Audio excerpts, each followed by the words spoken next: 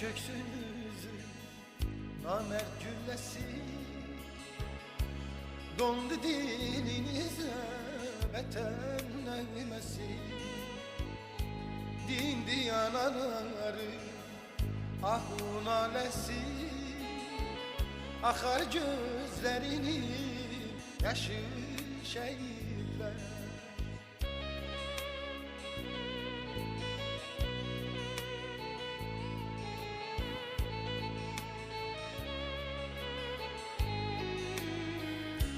Dünyanı heyrete salan oldunuz, azadlık odunda yanan oldunuz.